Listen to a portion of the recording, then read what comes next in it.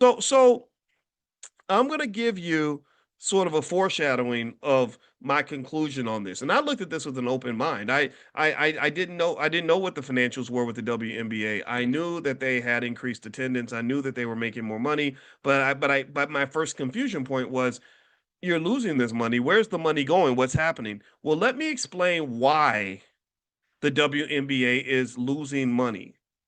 See what you this is an important lesson about business. See, you got to understand that not making a profit doesn't always mean that you're losing money. Sometimes you lose money in the short term because you're building value in the long term. Let me give you an example. How many of y'all went to school?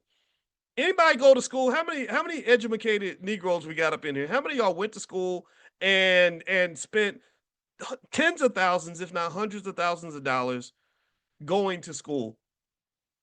Give me a yes or no. Anybody, if you didn't go to school, that's okay too. We love you too. We love everybody. I say this is the platform for intelligent black people, but that don't mean you got to be intelligent. You just have to value intelligence. You have to value investing. You have to value sacrifice. So what I want you to think about is this: spending $200,000, and you probably went in the hole doing this. Spending $200,000 and losing money for several years, that ain't the same as if you had taken $200,000 and went to the strip club with it. Do you understand?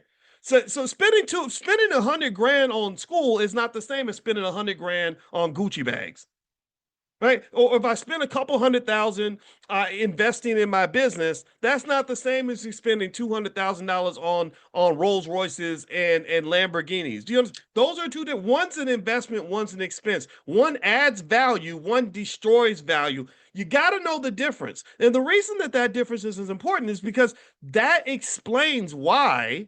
Which I was kind of baffled by. That explains why the WNBA has experienced astronomical growth in its platform, growth in its sponsorships, growth in its revenue, but it's still operating at a loss. Losing money, just make sure you please understand this. And because I had a student that asked me about that today, they said that, well, this business doesn't make a profit. Does that mean it's a bad business?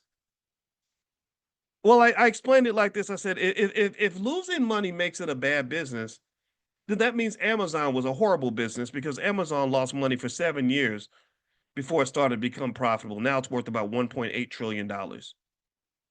If losing money makes it a failing business, that means Tesla is a failing business, even though Elon Musk is now the richest human being in the history of the planet.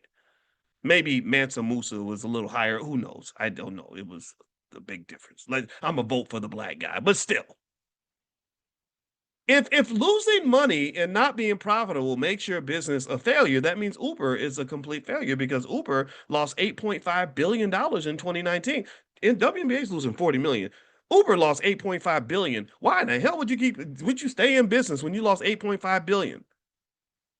That's because the money that Uber was spending was a slingshot and a boomerang that will propel them to become the company that they are now. Now, I don't know. I can show y'all the stats. I've been an investor in Uber for a while, and let me tell you something.